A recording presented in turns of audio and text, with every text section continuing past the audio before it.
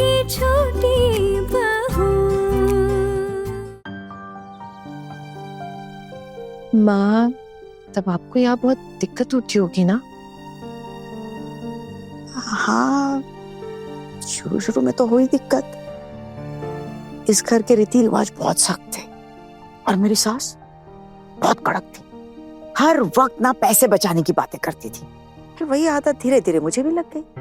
तुझे पता है, मैं जब भी अपने मायके जाया करती थी ना, तब बाबा मुझसे पूछते थे, क्यों रे दुर्गा, तेरे ससुराल वाले तुझे ठीक से खिलाते पिलाते नहीं है क्या? मेरे मायके में एक बहुत बड़ा तालाब हुआ करता था। मेरे बाबा वहां से मच्छी पकड़वा कर घर लाते थे और मेरी माँ, मेरी काकी खूब अच्छे से पकाकर तल कर मुझे ठूस ठूस कर खिलाती थी। मीठा, खीर, मिठाई ऐसे थाल में सजा कर देती थी। बहुत याद आती है माँ की, पापा की। तुझे पता है, मैं अपने बाबा की आंखों का तारा हुआ करती थी। ये जो दुर्गा नाम है ना, मेरे पापा ने मुझे दिया। दुर्गा बड़े प्यार से बुलाते थे। सब भी करेंगे, सब भी करेंगे, बस आप सिर्फ यादें रहेंगी। मेरे बाबा भी ना ऐसे ही थे। मेरे पापा मुझे छोड़ खाना तक नहीं खाते थे। मुझे बुखार होता था ना, तो बाबा खाना छोड़ देते थे। मेरे पापा कहते थे, मेरी बेटी जहां जहां कदम रखेगी ना, वहां लक्ष्मी का वास होगा। मेरे पापा जिंदा होते ना, तो उनसे पूछती कि भविष्यवाणी तो उल्टी हो गई। मुझे तो मेरी किस्मत ने कुलक्षणी बनाकर रख दिया। अगर वो जिंदा होते ना, तो पूछती उनसे कि उन्होंने मुझ में ऐसा क्या देखा जो किसी और को दिखाई नहीं देता।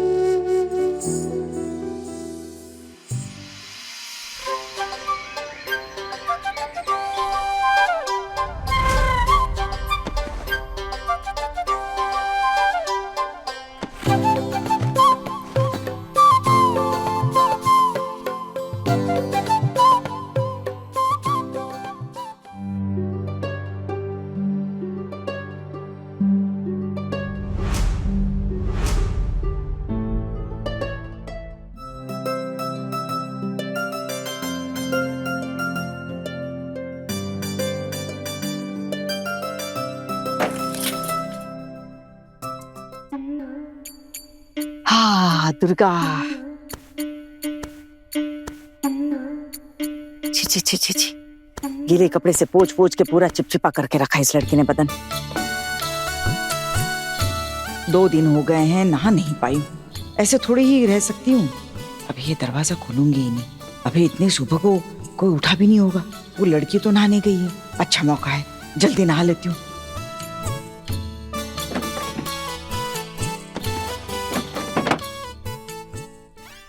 हाँ ना जी, माँ नाश्ते में क्या लेंगी? जी दीदी, दूध लाई और केला दे रही हूँ। शादी के बाद इतने साल हो गए मुझे इस घर में, लेकिन माँ को इस तरह बिस्तर पे पड़े हुए कभी भी नहीं देखा मैंने। वैसे मुझे समझ नहीं आ रहा, उस दिन वहां पर पानी किसने गिराया था? जीजी, एक बात बोलूं मैं दीदी, वहां जब मैंने देखा था तो कोई पानी नहीं गिरा था। हो सकता है माँ ऐसे ही फिसल गई हो। अब तू जल्दी से नाश्ता लेकर जा, माँ के लिए देर हो रही है। वैसे आना, तुम मामी माँ की दिन रात ऐसे सेवा कर ही रही हो, लेकिन तुम साथ रह के ना उन्हें पटा लो, तुम्हारा काम भी बन जाएगा। और क्या, उनकी देखभाल उन्हें पटाने के लिए नहीं कर रही हूँ दीदी, उनकी तबीयत खराब है इसलिए कर रही हूँ। माँ की तबीयत ठीक हो जाएगी तो मैं भी ये घर छोड़कर चली जाऊँ। क्या? तो सच में चली जाएगी आना? आना देवर जी का चेहरा देखा है तूने? कैसे उतरा रहता है, दिन रात तेरे लिए परेशान रहते हैं। फिर से माँ कोई नया फरमान जारी ना कर दे। वो तो बस यही उम्मीद लगाए बैठे हैं कि जिस तरह से तू सेवा कर रही है, माँ तुझे मायके जाने से रोक लेगी। लेकिन मैं खुद नहीं रुकना चाहती हूँ दीदी। जिंदगी भर किसी और के एहसानों तले दबकर मैं नहीं जी पाऊंगी। लेकिन ना, अब तो एक बार शादी हो गई है ना, तो ये सब तो सहना ही पड़ेगा। हम भी सहते हैं। हम तो ऐसे ही जीते आ रहे हैं ना।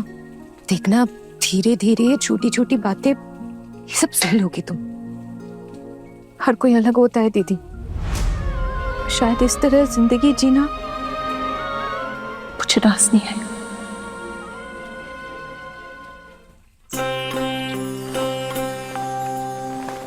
जल्दी से पाही सुखाकर जोड़ा बांध देती हूँ। किसी भी वक्त आ सकती है ये लड़की।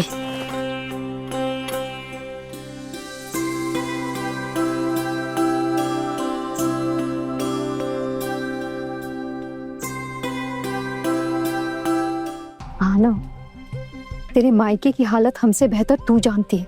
अपना नहीं, अपनी माँ के बारे में सोच। अगर तू इस तरह से घर छोड़कर चली गई तो क्या होगा उनका? ज्यादा से ज्यादा क्या होगा दीदी? माँ बेटी दोनों भूखे मर जाएंगे। बस बस चुप कर जा। आप कुछ भी बोलती रहती है उल्टा सीधा। दे सब्जी। जो हो गया चुप ही तो हूँ दीदी।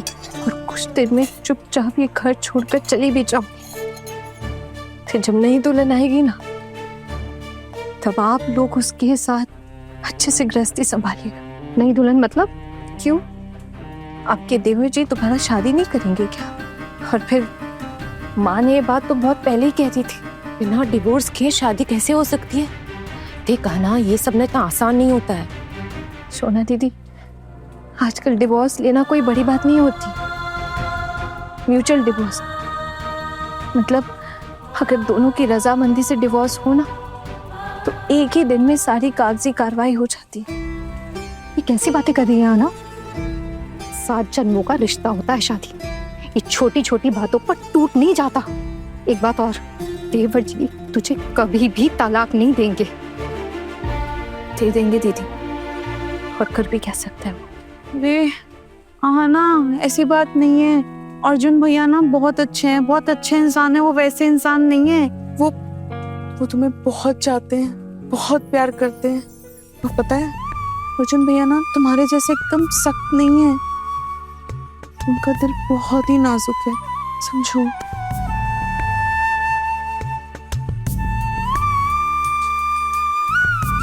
अब मैं माँ को नाश्ता देकर आती हूँ, देर हो रही है। आती हूँ दीदी।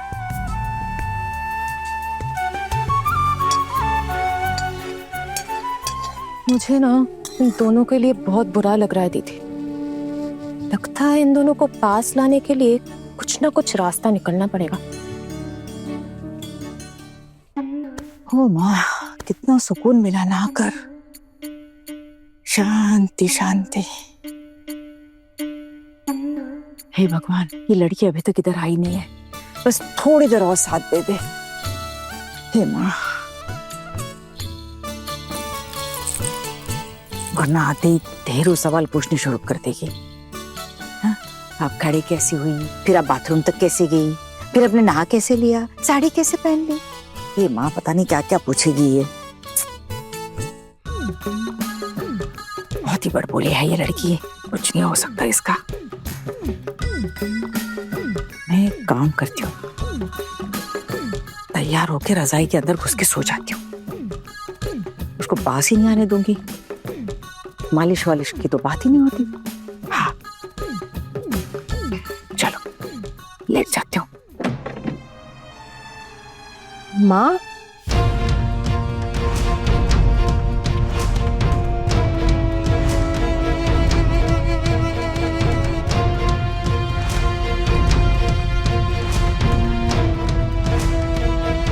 माँ आप खड़ी हैं?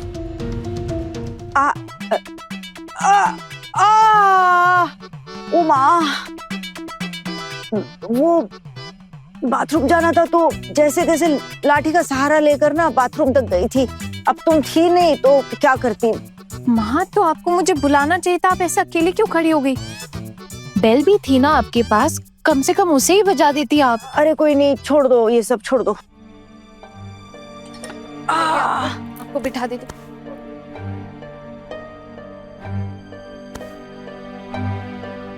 माँ, आपका बदन ऐसे यूं ठंडा क्यों है? नहीं देना है तुम्हारे इस सवाल का जवाब, नहीं दूंगी। माँ, क्या है? आप नहा कर आई हैं। क्यों? क्यों बताऊं तुझे? बोला ना नहीं बताऊंगी। पर तू होती कौन है मुझसे ऐसे सवाल पूछने वाली? हाँ, समझ गई। क्या समझ गई? ए, ऐसे हंस क्यों रही है मन मन? कुछ नहीं माँ, वो अब नाश्ता लेकर आई हूँ आपके लिए। ठीक है। ओ माँ, अरे ये ए माँ। माँ, माँ, क्या है रे? वो आपकी दाहिनी तरफ की कमर में चोट लगी थी ना, बाईं तरफ नहीं। तुझे क्या पता कि मेरे कौन से बदन में कहाँ दर्द हो रहा है? हाँ? कौन से डॉक्टर किए तूने?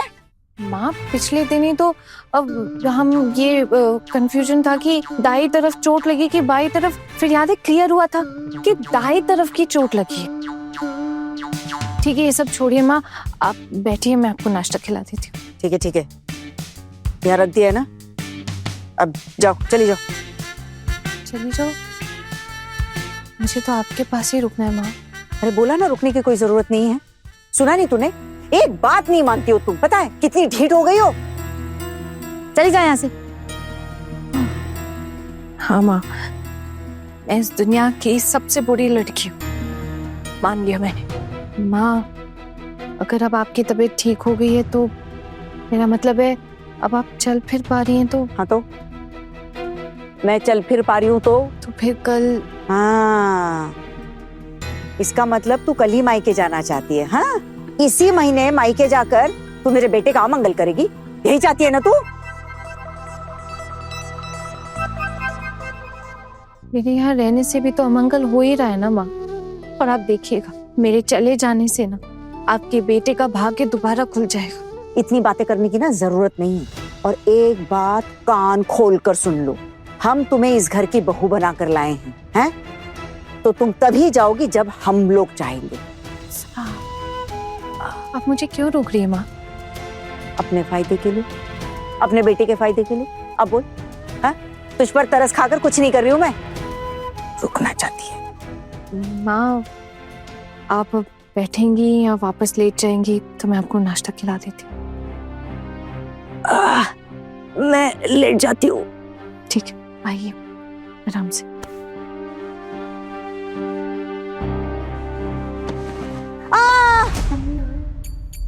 गिरा दिया रे, अब सीधा करेगी?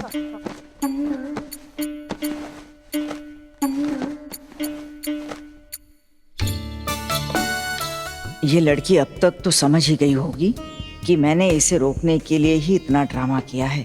अब अगर ये बात सबको इसने बता दी तो। अरे मैं क्या बोल रही थी, वो कल रात को तुमने जो दवाई दी थी ना, उससे बहुत आराम मिला है। मतलब दर्द भी कम हो गया है। और रात को सोते हुए खाई थी तो देखो, चल फिर भी पा रही हूँ वहां से। शायद इसीलिए आप भूल गई थी कि आपको कौन सी तरफ दर्द है, दाई या बाई? हाँ, हो रहा है मेरी बाई तरफ दर्द। तुम्हें क्या सब पता रहता है क्या? सिर्फ शांत रहना नहीं जानती बस। माँ, मुंह खुली।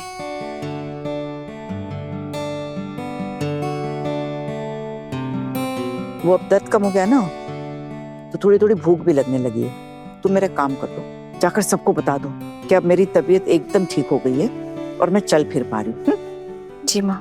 क्या जी माँ? तुम जाकर क्यों बोलोगी? मेरी तबीयत ठीक हो गई है तो अब मैं चल फिर भी पा रही हूँ। ए माँ, क्या? आप आराम से बैठिए, और घर बिल्कुल ठीक ठाक है। आप 1-2 दिन आराम कर लेंगी तो घर में उथल पुथल नहीं मचेगा। और वैसे भी आपने घर में सबको अच्छे से सिखाया पढ़ाया ना, आपको टेंशन लेने की बिल्कुल जरूरत नहीं। आप ये सब छोड़िए।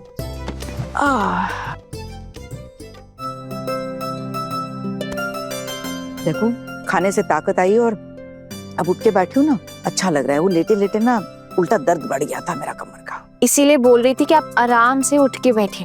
अब ऐसे जल्दी जल्दी में हड़बड़ी में उठेंगी तो क्या हो जाएगा? नहीं मतलब दोबारा चोट लग सकती है ना माँ, इसलिए बोल रही थी। मजाक कर रही है क्या मेरे साथ?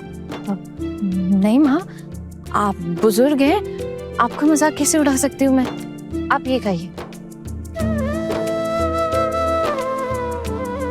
अच्छा माँ, एक बात पूछूं आपसे, आप बचपन में बदमाशी करती थी क्या? ये कैसा सवाल पूछ रही हो? मतलब कभी पेड़ पे चढ़ी हैं आप, या फिर कभी घर वालों से झूठ बोलकर चुप चुप आकर खेतों में खेला है आपने, या फिर कभी तालाब में जाके नहाया है? आप बता रही थी ना कि आपके गांव में एक तालाब हुआ करता था। मैं थी तो थोड़ी बहुत बदमाश। क्या दिन थे वो भी, जैसे कहानी हो परियों की। मैं दिन भर तालाब में पड़ी रहती थी या फिर बगीचों के पेड़ों पर। पूरा दिन उछल कूद करते थे हम लोग। अब तो ऐसे लगता है जैसे पिछले जन्म की बातें हैं ये सारी। लेकिन ये सब तुमने क्यों पूछा अभी?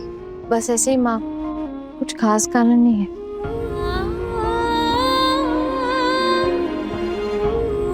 क्या हुआ माँ? कुछ नहीं, बस अपने घर की याद आ गई। जैसे सब कुछ आंखों के सामने है। खूब हलचल रहती थी मेरे घर में, कितने सारे लोग, माँ बाबा, काकी माँ, पीसी माँ, काकू और भाई बहनों के साथ तो कितनी उछल कूद करती थी, कितनी मस्ती। बस याद आ गई सबकी।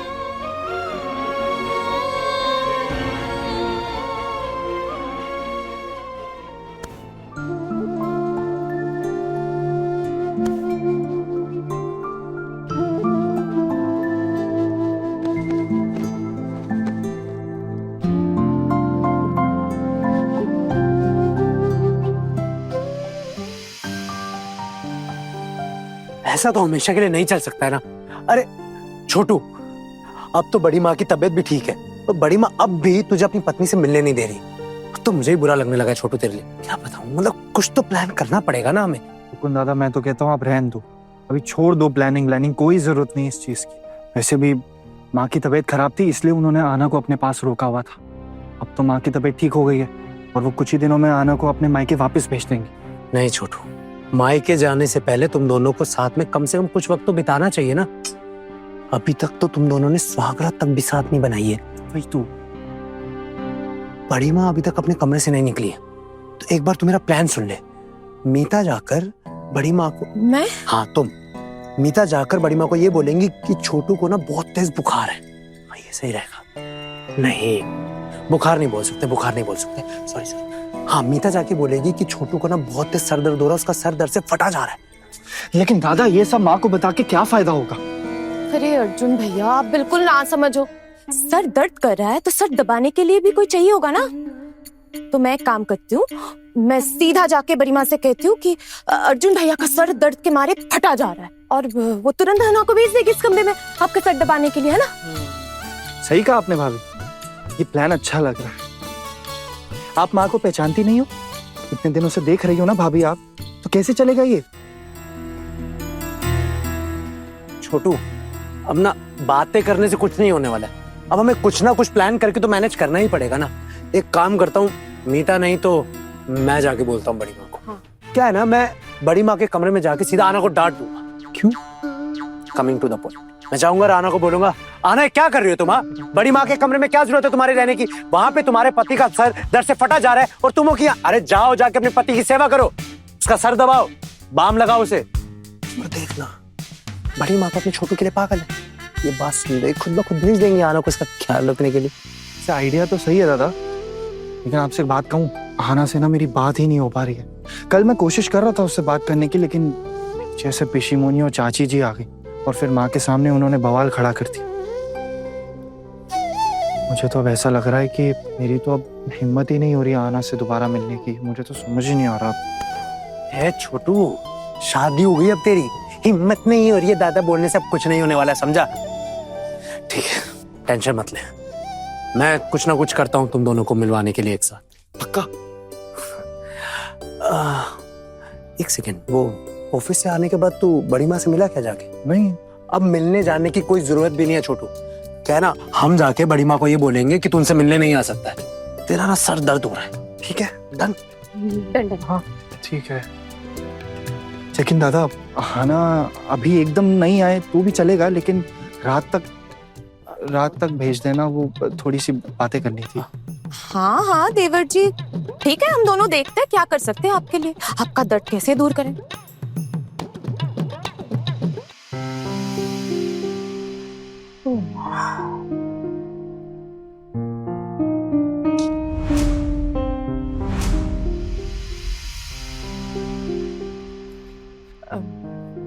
बड़ी माँ, मैं अंदर आऊं? क्या चाहिए? वाह बड़ी माँ, आज आपको ना ऐसे बैठी हुई देखकर मुझे बहुत अच्छा लग रहा है। आपको पता है बड़ी माँ, हम लोग आपके लिए कितना परेशान थे। मक्खन बर्बाद मत करो, कहीं और जाकर लगाओ। मुझे पता है, मुझे गिरता देख तुम लोगों से ज्यादा खुश कोई नहीं हुआ होगा। नहीं नहीं बड़ी माँ, आप कैसी बातें कर रही हो, मैं सच बोल रही हूँ, विश्वास कीजिए मेरा। ठीक है, क्या चाहिए बोलो। क्या ही बताओ बड़ी माँ, और एक कांड हो गया है।